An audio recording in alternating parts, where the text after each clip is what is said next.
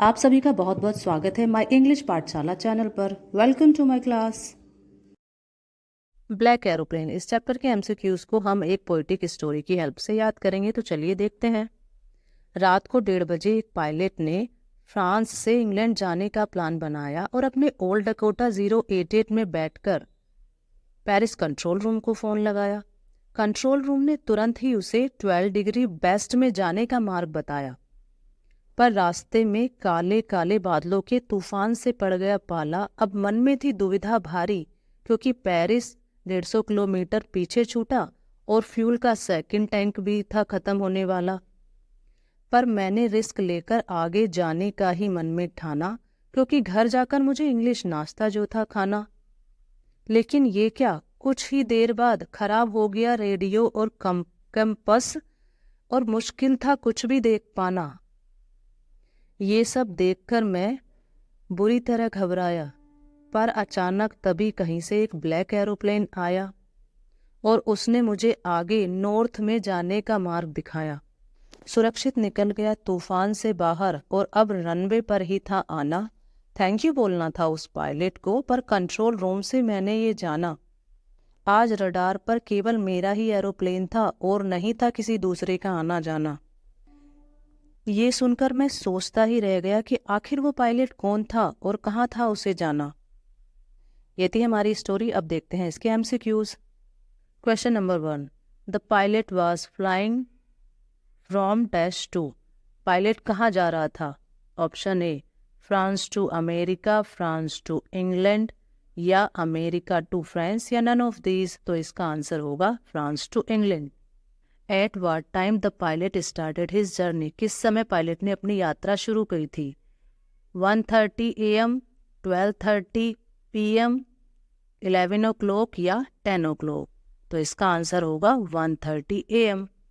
What was the name of the aeroplane the pilot was flying? उस aeroplane का क्या नाम था जिसे पायलट उड़ा रहा था?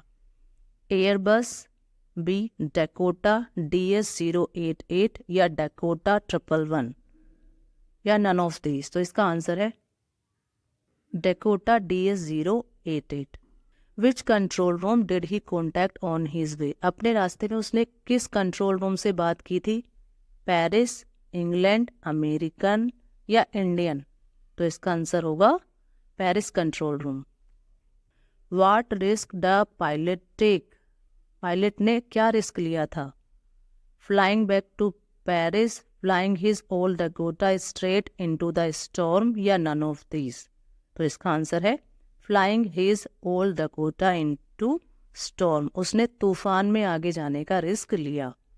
What instrument had stopped working during the storm? तूफान में किन इंस्ट्रूमेंट ने काम करना बंद कर दिया था? Compass, radio, both of these, या नन ऑफ दीज। तो इसका आंसर होगा both of these. Why didn't the pilot turn his aeroplane back to Paris? Pilot ने अपने एरोप्लेन को वापस पेरिस क्यों नहीं लेके गया? He did not want to miss the English breakfast.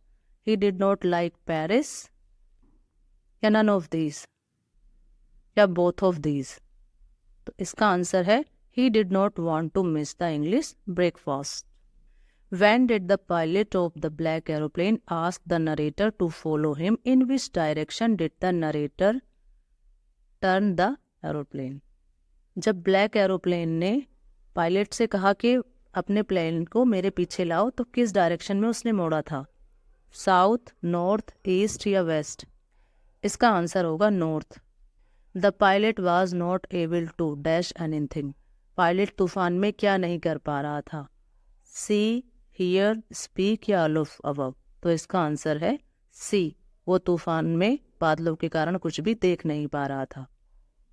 Why was the aeroplane twisting in the air? Aeroplane हवा में क्यों ट्विस्ट कर रहा था?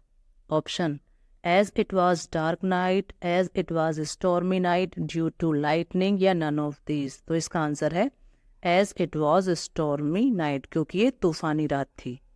What was the purpose behind calling Paris control room? Paris control room को call करने का क्या पर्पस था? To know about the air traffic, to know about the direction of the route, to know the detail about London, none of these. तो इसका answer होगा to know about the direction of the route, क्योंकि वो यात्रा शुरू करने से पहले डायरेक्शन जानना चाहता था, इसीलिए पेरिस कंट्रोल रूम को फ़ोन किया था। ये थे हमारे black arrow MCQs of his first flight. पर सबसे पहले इसकी स्टोरी को शॉर्ट में देख लेते हैं। टोटल 6 फैमिली मेंबर्स की है ये कहानी। डरपोक सीगल करता है पहाड़ी पर अपनी ही मनमानी। 2 बड़े भाई हैं, एक बहन है छोटी। पापा सिखाते हैं भाई को हेरिंग फिश पकड़ना और सीगल को सुनाते हैं खरी खोटी। एक दिन पेरेंट्स ने दी उसे धमकी, जब तक नहीं सीखोगे उड़ना तब तक नहीं मिलेगी तुम्हें कोई रोटी। 24 घंटे से सीगल ने कुछ भी नहीं था खाया, पर फिर भी वो उड़ने का साहस नहीं जुटा पाया। फैमिली का ध्यान आकर्षित करने के लिए उसने झूठ मूठ सोने का नाटक रचाया। सीगल की माँ ने एक योजना बनाई, भूखे सीगल को फिश दिखा दिखा कर खाई। जब सीगल ने मांगा माँ से खाना तो माँ ने चालाकी दिखाई और उससे थोड़ी दूरी पर ही फिश गिराई। भूख से पागल सीगल ने बिना सोचे समझे ही नीचे जंप लगाई। खुद को बचाने के लिए उसने पंखों को हिलाया और स्वयं को आसानी से उड़ते हुए पाया।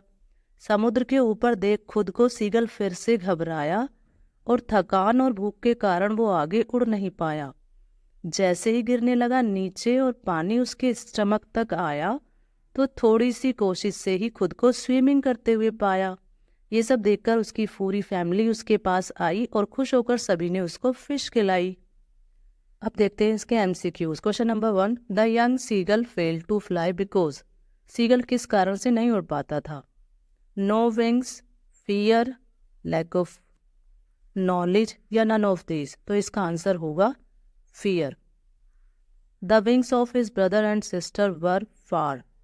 उसके भाई बहन के पंख उससे कैसे थे? Shorter than his, longer than his और इक्वल टू हिज या नन ऑफ दिस। तो इसका आंसर है शॉर्टर दैन हिज। उसके भाई बहन के पंख सीगल से छोटे थे। His brother caught a fish first time, what was its name. Seagull के भाई ने पहली बार कोई मछली पकड़ी है, उसका क्या नाम था? सालमन, हेरिंग या नन ऑफ दिस। तो इसका आंसर है herring. Seagull hadn't eaten anything last dash hour. Seagull ने कितने घंटों से कुछ नहीं खाया था? 24 आवर्स, 28 आवर्स, 20 आवर्स या 48 आवर्स। तो इसका आंसर है 24 आवर्स। 24 घंटे से सीगल ने कुछ नहीं खाया था। Seagull pretended to be. Seagull किस चीज़ का बहाना कर रहा था? To sleep, to be starve, to be nervous और नन ऑफ दिस। तो आंसर है अस्लीप। वो झूठ मूठ सोने का बहाना कर रहा था। How many members were in seagull family. Seagull की फैमिली में कितने मेंबर्स थे? 4, 5, 6, 8। तो इसका आंसर है 6। टोटल 6 मेंबर थे।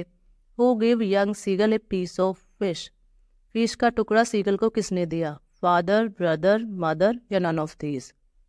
तो इसका आंसर है mother. What did his parent threatened him if he didn't fly. उसके पेरेंट्स ने उसे किस बात की धमकी दी यदि वो नहीं उड़ेगा? To live alone, to starve, to beat him और नन ऑफ दिस। तो इसका आंसर है टू स्टार्व। उसको भूखा रखने की धमकी दी। The sight of dash maddened him. किस चीज़ को देखकर सीगल पागल हुआ जा रहा था? फैमिली, बी फूड या सी और वाटर। तो इसका आंसर है फूड। वो फूड को देखकर, मछली को देखकर वो पागल हुआ जा रहा था। There was a great expense of dash beneath the hill. उस पहाड़ी के नीचे एक बहुत बड़ा क्या था? फॉरेस्ट, फील्ड, वैली या सी। तो इसका आंसर है सी। उस पहाड़ी के नीचे एक बहुत बड़ा समुद्र था। The young seagull has lack of. Young seagull के अंदर किस चीज़ की कमी थी? करेज, मोरालिटी, फियर और नॉलेज। तो इसका आंसर है करेज। उसके अंदर साहस की कमी थी। तो ये थे 2 स्टोरीज अबाउट द फ्लाइंग के MCQs। यदि वीडियो अच्छा लगा है तो इसे ज़रूर लाइक करें, शेयर करें और चैनल को सब्सक्राइब ज़रूर करें। Thanks for watching the video. मिलते हैं नेक्स्ट वीडियो में। Till then bye and take care.